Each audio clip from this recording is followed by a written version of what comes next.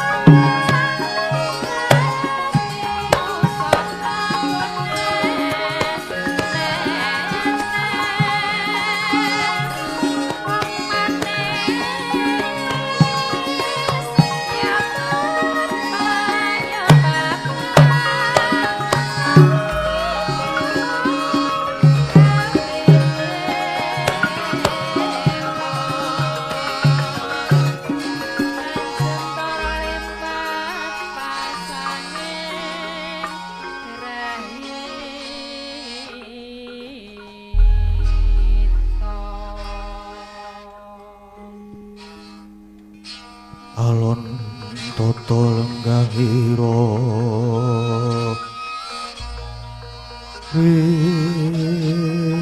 Wisang Marto tameng tasih Misudan donoraras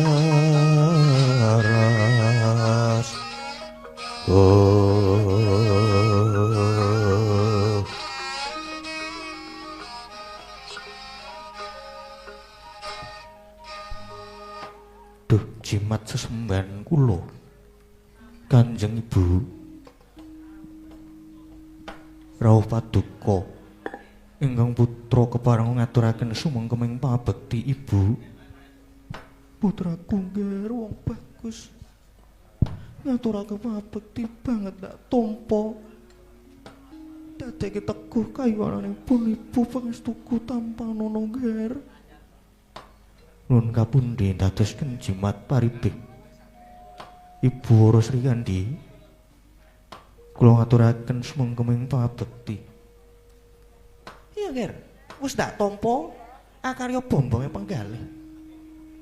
Panjenenganipun Ibu baik tumantu omarang sira Yai sira Nger api manyu. Nun inggih kapundi dadosaken daya kasantosan kula Ibu. Blegagag ugeg sadulita mel.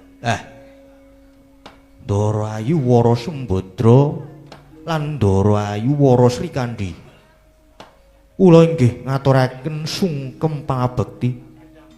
Ya Kakang wis ndak tampa. Semari ya tiba padha-padha. Kula inggih ngaturaken sungkem Ndara Ayu. Petruk wis tak tampa kanthi seneng.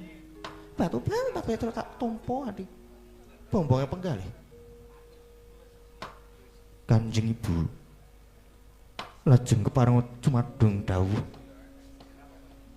Wonten wigatos ing karsa ingkang kados pundi kepareng rawuh wonten kasatriyan Tanjunganom. Menapa badhe paring duka Ibu? Ya nggih. Rawuhipun Ibu kejaba wis kapang marang putraku.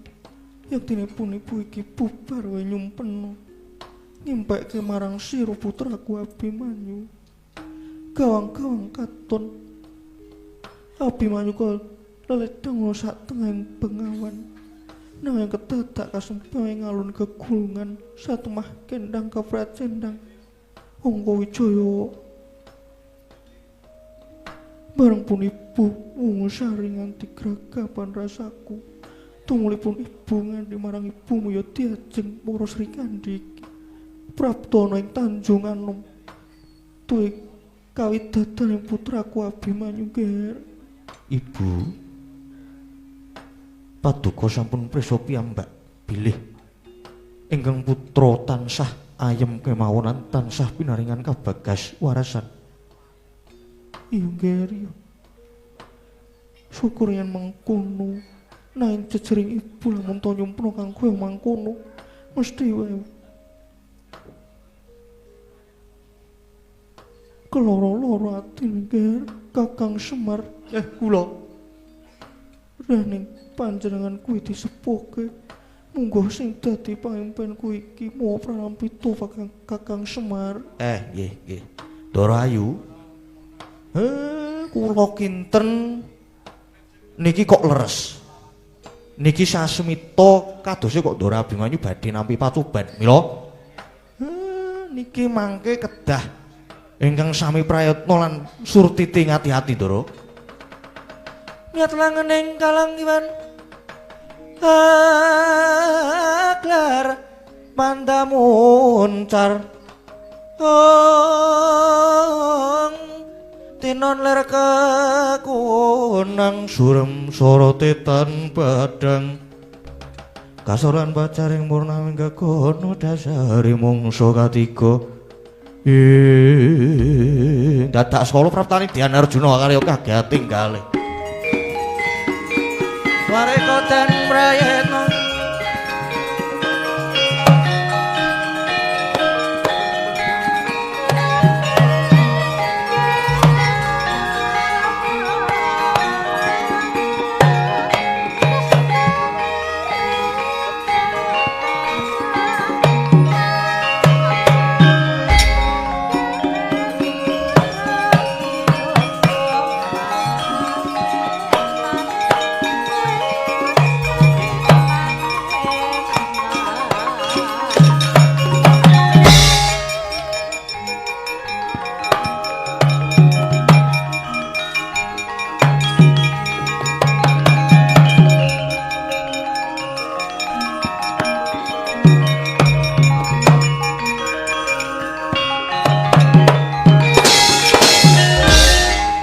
Sang Harjuna esmunya kang kamanungsan sawangnya kendreh manis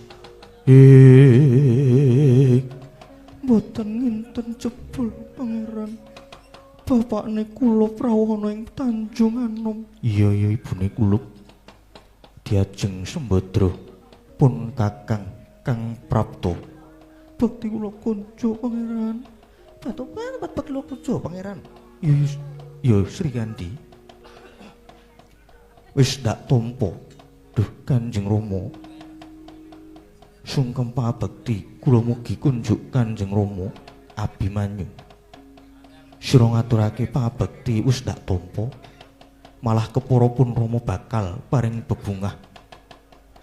Maragage nyaketa mrene Abimanyu. Kanjeng Rama, sira sanget dadosaken kagiyating manah. Lelabetan menapa dene kula badhe dipun paringi bebingah. Iya. Nyaketa mrene Abimanyu, nyaketa. Nggih, ngestakaken dawuh, ngestakaken dawuh.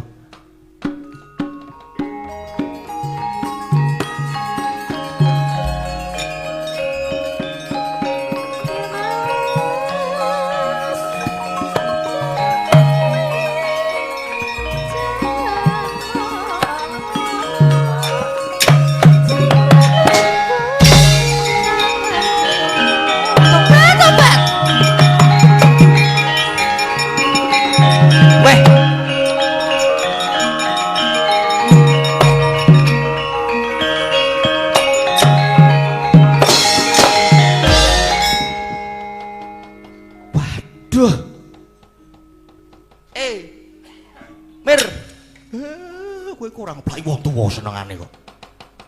Lah kae lho. Wis rampungane dhewe. Tobat. Kae kepiye? Kakang Semar. Monggo pun ditututi mawon.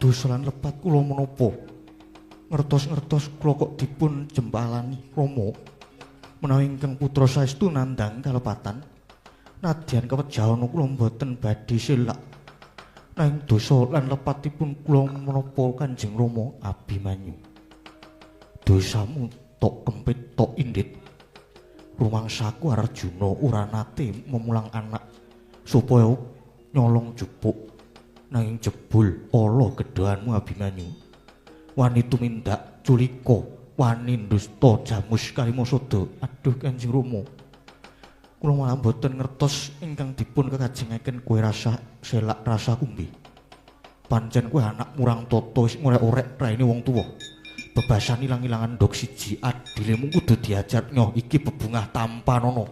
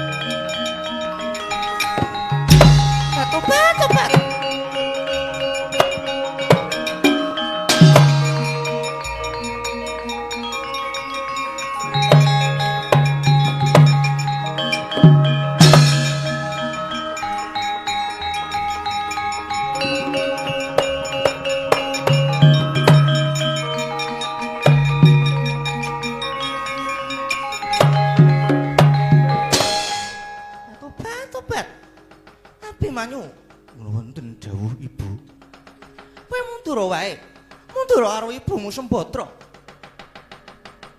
Mundura ben Janaka ketak pajane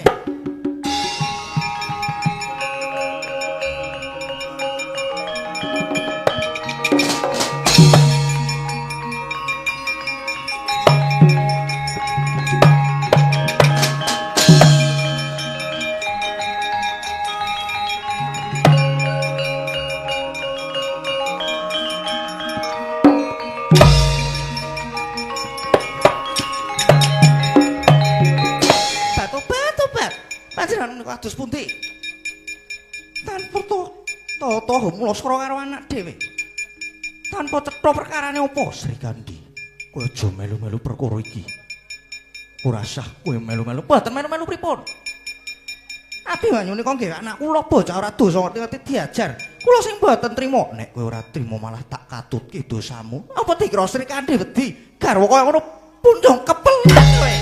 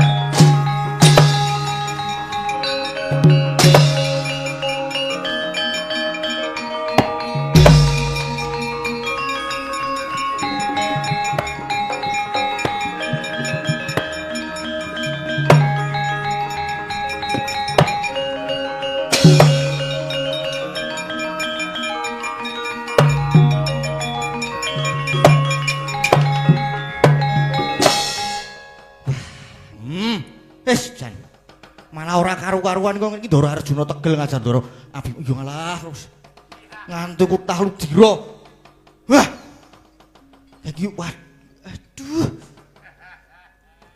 Ndara Ayu Srikandi maju rekane arep ngewangi Ndara Abimanyu lah diuculi panah pisan pencolot kartok apa-apaan nih dirintek kalah wejan mboten untal waduh kayak golek Ndara Srikandi tekan endi ya Kota Tua kurang rado nang Kota Tua iki ya Gong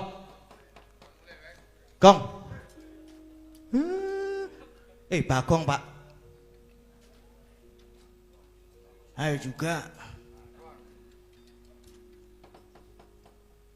ngewangi Ndara Sembadra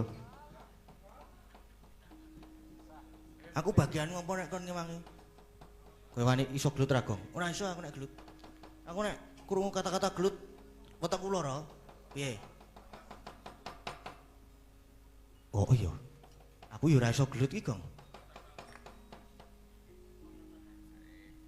mbok wis wis pokoke ku iki nderekke Ndara Sembadra ning kok anu stop hop ora usah omong wektune selak ngoyak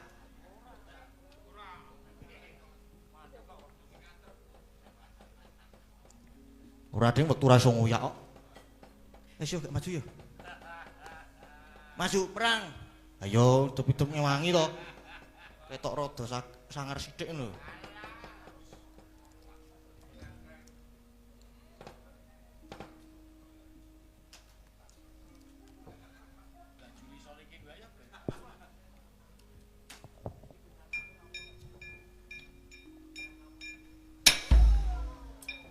biar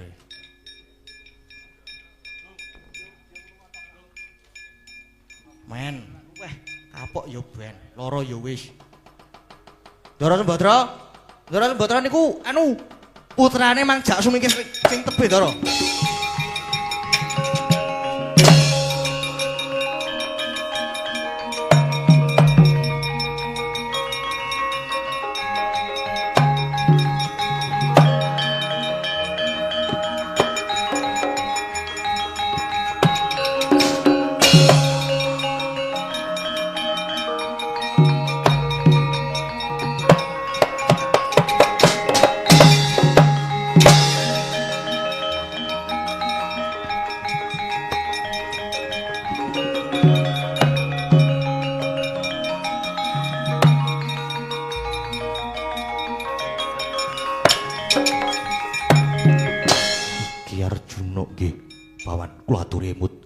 kula aturi mut paman sampun ngantos nuruti dateng kebrananing kalih Dimas Abimanyu menika mboten lepat Abimanyu cetha luput Gatotkaca wis gawe wirange wong tuwa mboten supados gamblang kula aturi nenggo Dimas Antasena Gatotkaca kowe melu-melu perkara iki malah tak katutke dosamu ki Gatotkaca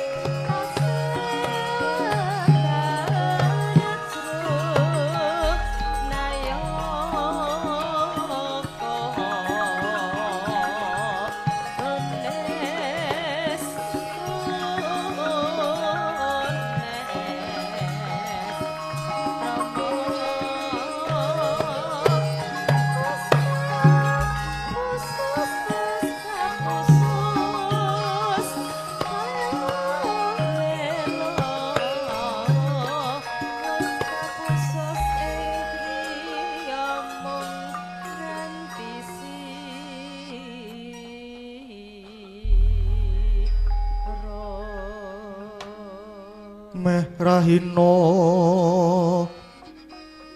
sumubang bang haruna kati netrane nganggo rapuh sabdaning kukila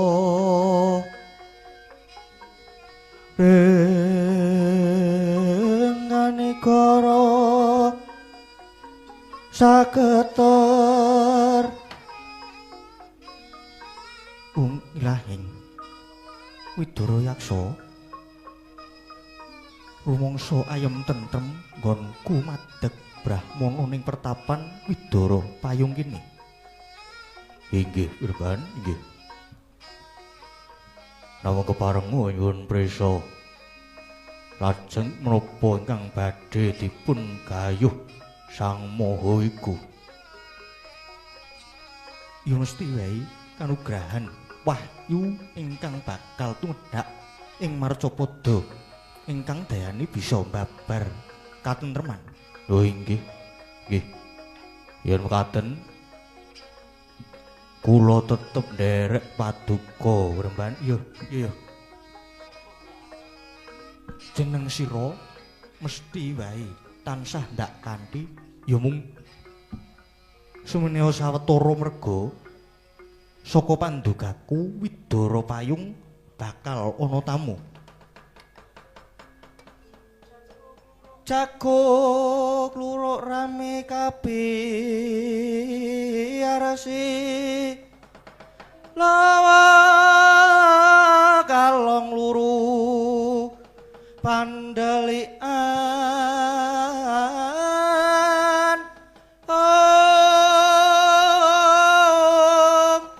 jrekawan ning semune wetan bang sulaipun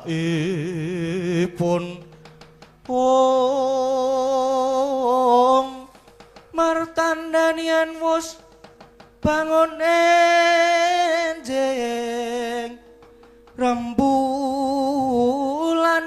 wus kumlewang sangi sore gunung kabeh sami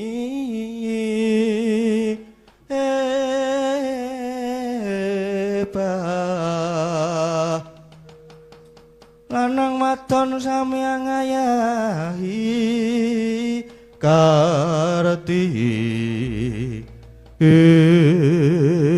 kedadak praptanipun Sang Dyah Ayu Sembadra ingkang nganthi putra Dyan Angka Wijaya.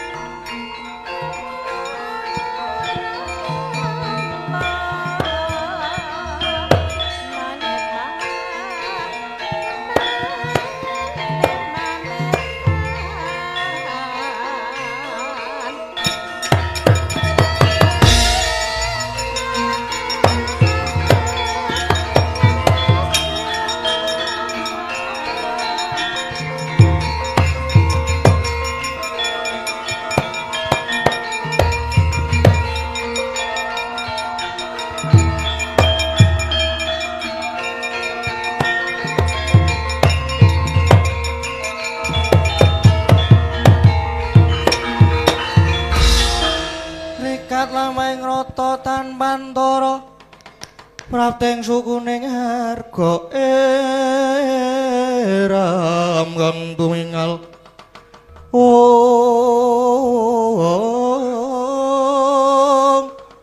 eram kang tumingal dendeng saengga praja busek kang wan pratangga ing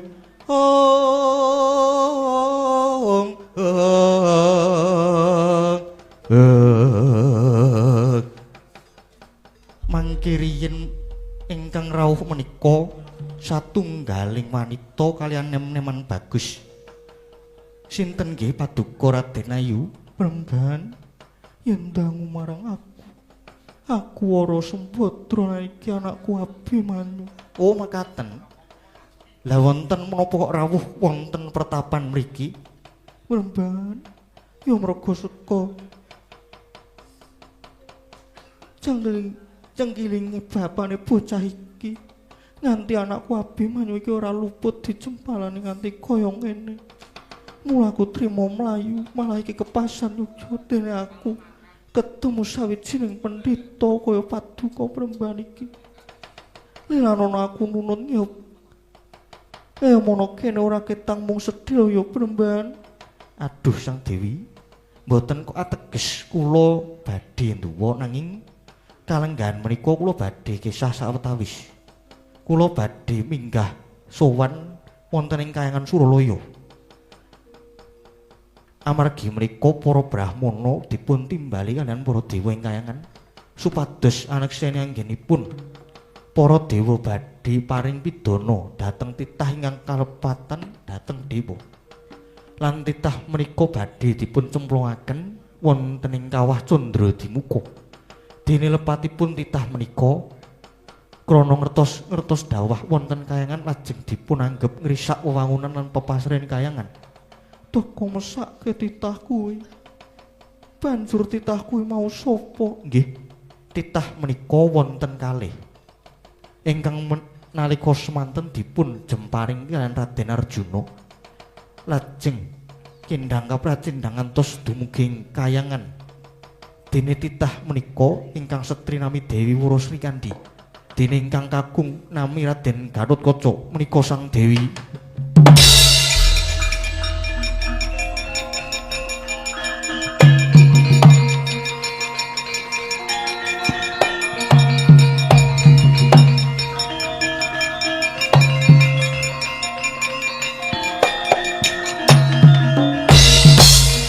Wara Sembadra dupi midhanget sabdane Sang Wiku. Bilih titah ingkang badhe kacemplungaken wonten kawah Candradimuka menika Dewi Wara Srikandhi miwah ingkang putra Raden Gatotkaca. Satemah kaya murup kamurkane kaya nudaya pangaribawa nempuh angganing Sang Dewi. Sarirane saya mekar jelek dadi buta gedhe salanan.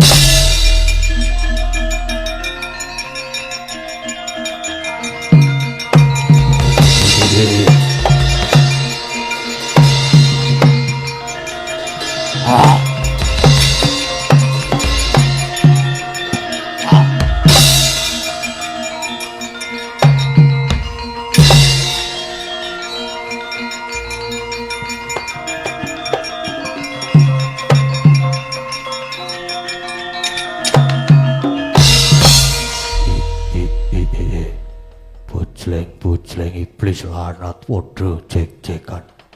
Mremban, aku iki Badra Yaksa. Bareng Mremban iki mau dawuh yen to Srikandhi lan Gatotkaca bakal kacemplungke kawah. Wah, aku sing ora trima Abimanyu. Kowe sawetara mapan ana kene dhisik. Aku tak munggah ning Kahyangan dewa-dewa ora gelem ngulungke Srikandhi. Ora gelem ngrungke Gatotkaca, Kahyangan tak gawe sungsang bawana balik.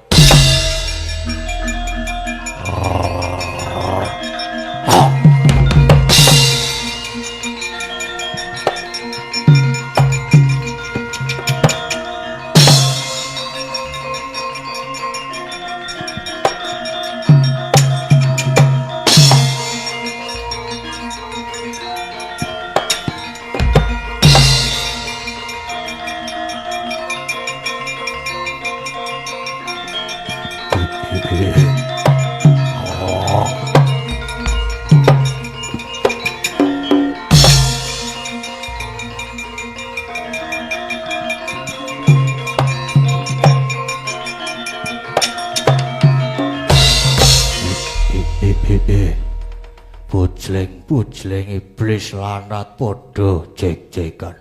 Lah dalah dewa-dewa padha nasar tumindake. Srikandhi Gatotkaca ora luput teko arep dicemplungke ana kawah. Wah, lawang. Korisela matangkep kae. Tak duprake, tak jebole Kahyangan tak obrak-abrik bareng atiku.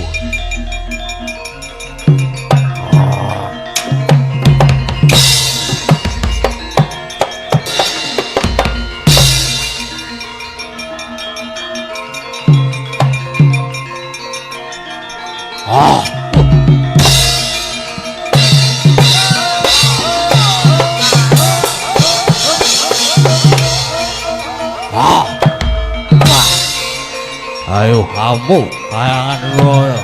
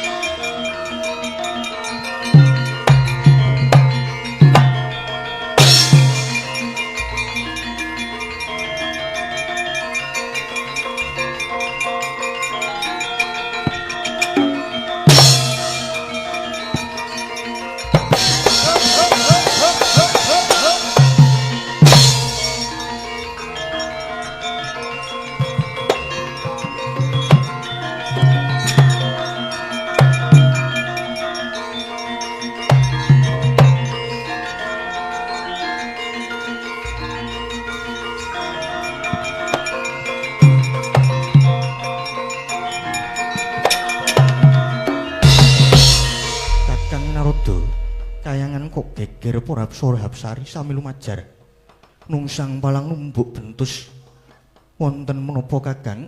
Mrekencang Waruda yang Adi Guru menika wonten pamu ing buta. Yaksa menika sinten Kakang? Lah mangke lak nggih dugi mriki to.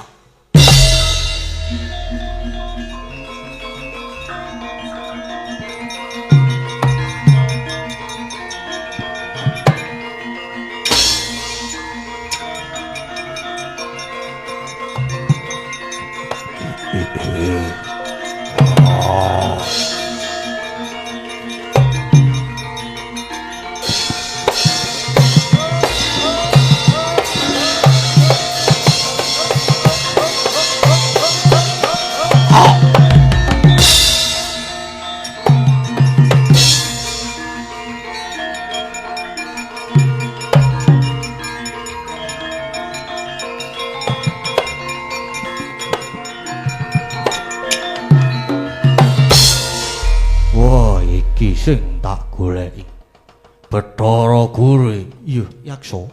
Kita iku sapa? Wah, aku iki buta kleyang kabur kanginan. Aku Badra Yaksa. Ngamuk punggung ning kayangan apa arep kita? Merga dewa tumindak sing ora sak mestine. Kae nyatane wae Sri Kandi karo Gatotkaca tiba ning kayangan. Nanging malah mbok luputake. Mongko nggone tiba ki ora sengaja yo. Ora gelem baleke Sri Kandi lan Gatotkaca. Kayangan tak gawe sungsang bawana balik guntur geni guntur angin tampak ana Badra Yaksa.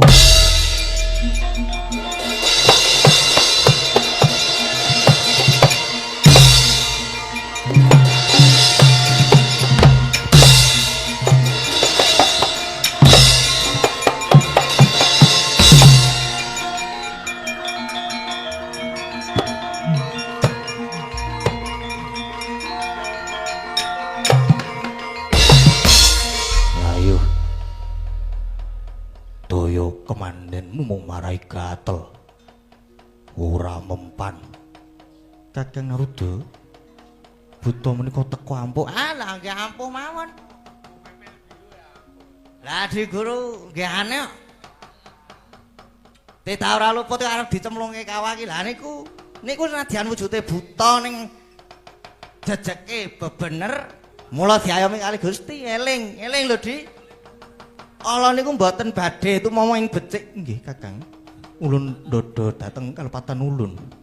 Yen ngaten Kakang Naruda Sri Kandi kalian Gatotkaca supados dipun luari bebandanipun dipun suwanaken mriki. Lah rak ngaten nggih, etaken dawuh Adi Guru.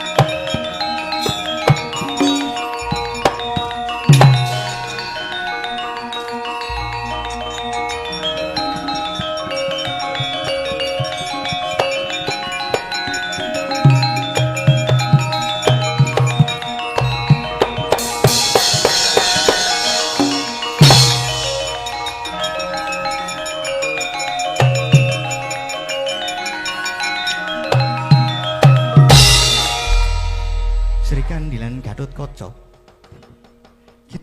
Kita sakurun ulun wari lan Mboya Sida ulun Pidanapati. Malah ulun ingkang minta aksama. Matur sembah nuwun pukulun. Matur sembah nuwun pukulun. Badra-yaksa Sri Kandilan Gatotkaca kanthi bali mudhun Madyapada ya ngaturke panuwun pukulun.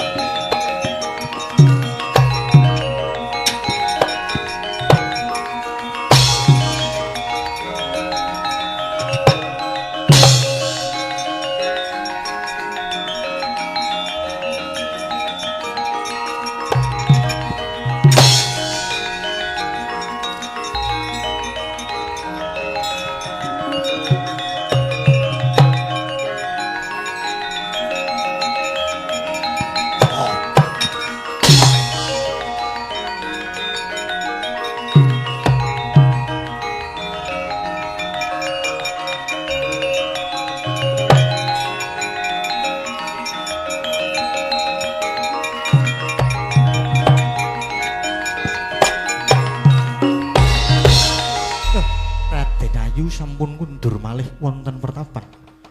Ya Pramban, kabeh merga saka dawuh pangandikanmu. Aku wis kasempatan ngluwari Sri Kandilan Gatotkaca. Nggih syukur yen ngaten. Nyaturaken goe panuwun Pramban. Kula inggih nderek suwita lan nderek ngayom wonten mriki nggih Pramban. Nggih. Mesti kemawon kula tampi.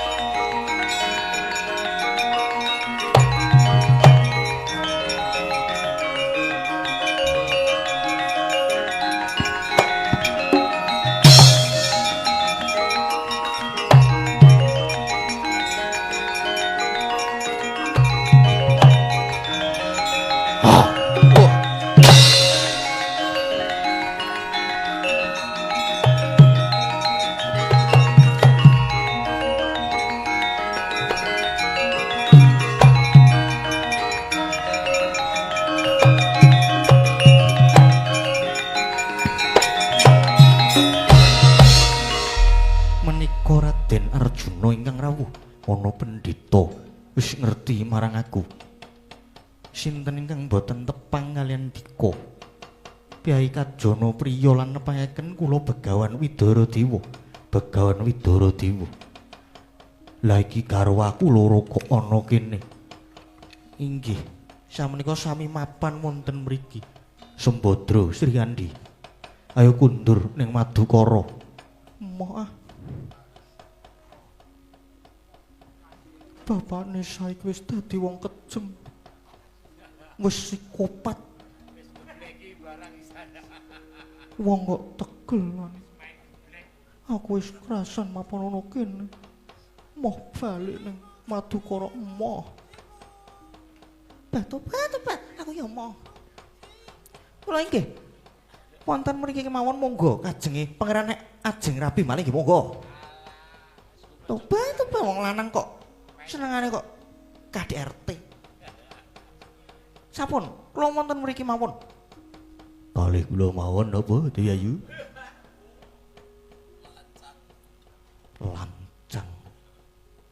Nyuwun ngapunten.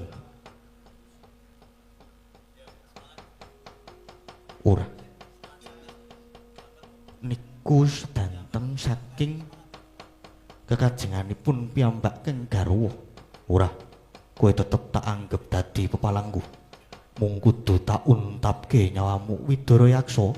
Widara Yaksa aja meneng wae nyambut gawe.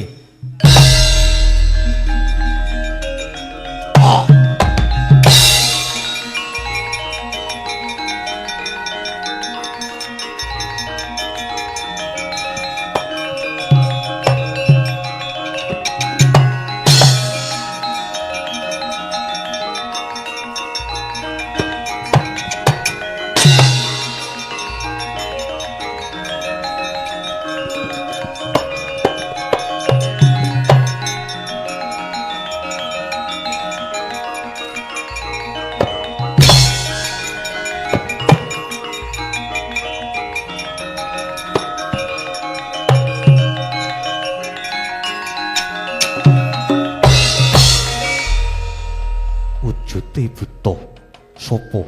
Apa kowe cantrike Pandhita mau? Ya aku Widara Yaksa.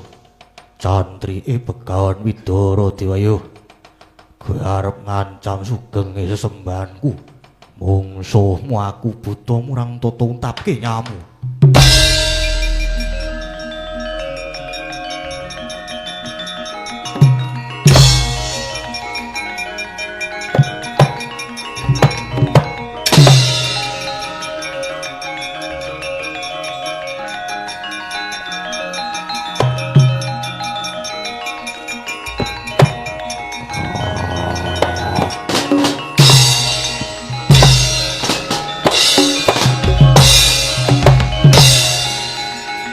Mati ya. Waduh.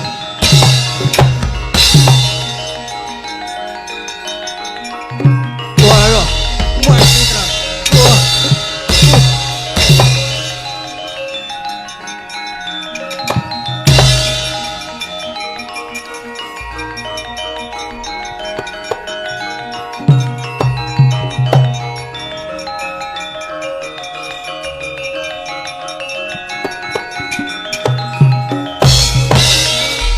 Bulbutane Badar Dimas Setyaki.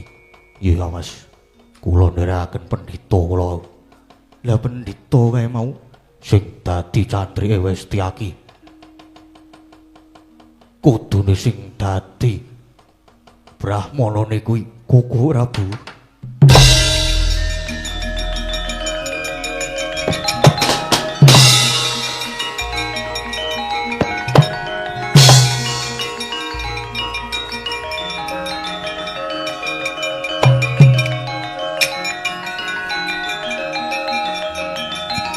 Prabu.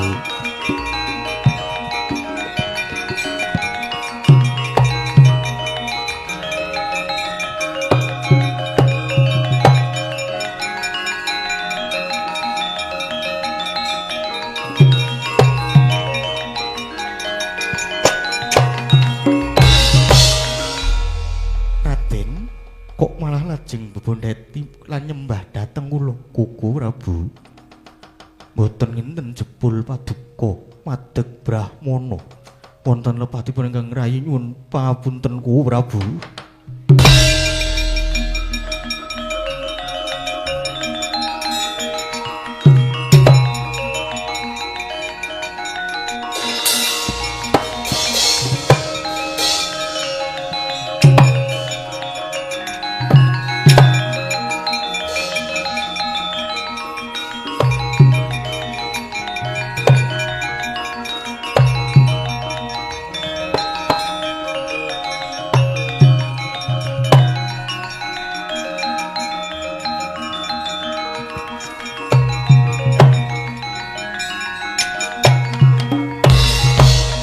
Wisnu kuwi panitise binlah dadi loro. Kresna lan Arjuna nanging merga saka petengmu nganti ora bisa ngerti yen Kresna mendhita lan meneh. Lah kok dadi kowe mentala karo anakmu dhewe? Nggih. Kula lepat Koko Prabu. Kala wau wonten negari Ngamarta. Koko Prabu paring dawuh pangandikan yen to Abimanyu nyidra Kiai Jimat Pustaka Jamus Kalimasada. Lawon Kakang iki sawetara mapan ana Widara payung kene. Mula ora rawuh ana negara Ngamarta. Lan Pustaka Jamus kuwi ora ilang nanging pancen ndak singetake. Dadi sadurunge pun Kakang madeg dadi pendhita iki mau luwih dhisik nganggo aji panglimunan nyingetake pusaka Jamus Kalimasada. Merga Jamus Kalimasada ana kang bakal mamrih, mula banjur ndak singetake. Kejaba saka kuwi Jamus Kalimasada uga tak nggo srana nggonipun Kakang gayuh wahyu katentreman. Gayuh wahyu katentreman. Menapa sampun kasembatan wis mau sore krungu-krungu wis ana Durna Rante. Nggih. Nggih. Wis tinimbang kowe mengko malah isin dhewe. Sumingkira dhisik nemono garwamu lan putramu Abimanyu kae. Pakde, aku sing suwun Pakde.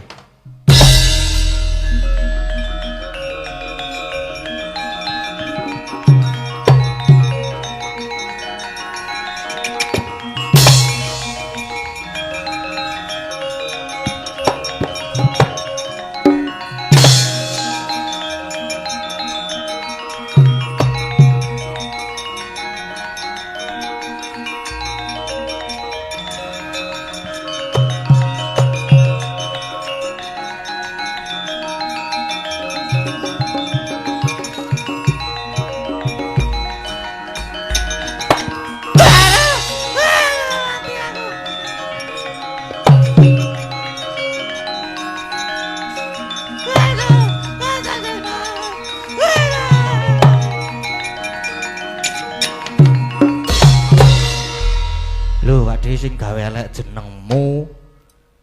Ya, pun wis prisa kok. Nger.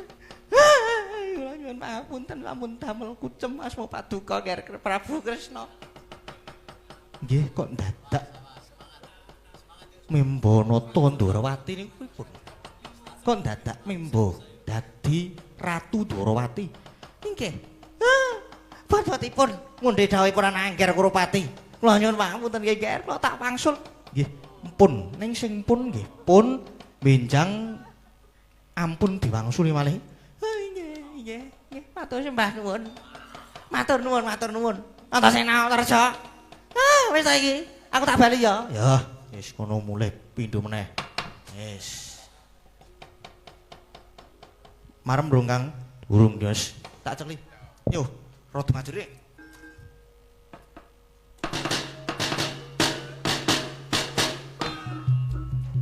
Mangsane kok. Kayak ana dolanan anyar iki. Senengane Bagong ora ngabari. Lah to matane iki dienggo. Wah nggih ngapunten ngantuk kok. Padhake. Potong gaji 5 bulan. Waduh. Wis men lah, Gong. Lunga yo sok. Yo. Reng. Ngapa? Ono dolanan apik kah? Aku wis tekle rasa tok jak anane to. Aku wis oleh mulih rung iki. Yes, kono wis mulih. Mulih neng janji sesuk meneh arep dibaleni tak polo meneh. Ora. Aku wis kapok tak bali nang sekolah 5.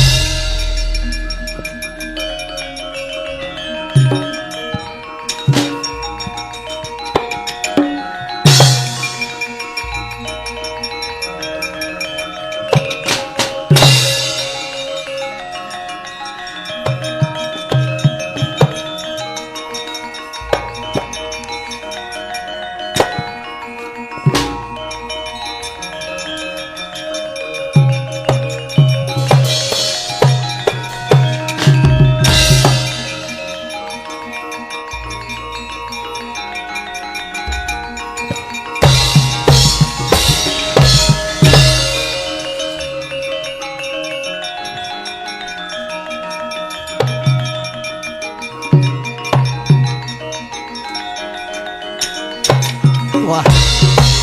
Gugu karepe dhewe Bapak Durna dirang-wirangke. Wah.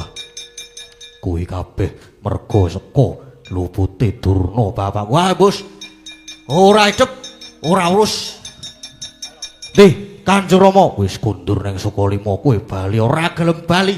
Nek durung nyangking sirahe salah siji saka Pandhawa tungkak tapat.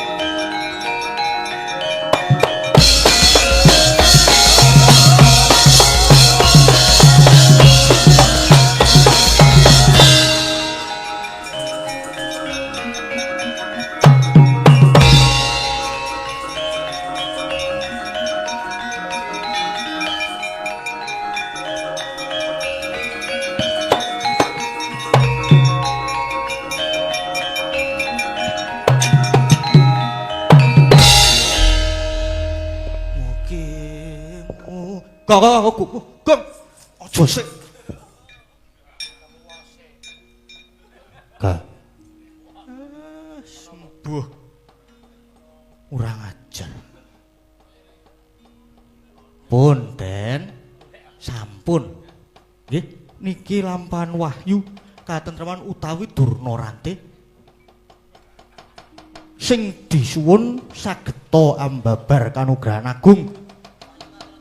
Utaminipun dhateng warga ing dusun Cepagan, desane Kaliurang, Kecamatane Sumbung, Kabupaten Magelang, Jawa Tengah. Mugi tansah jinangkung binerkan Gusti.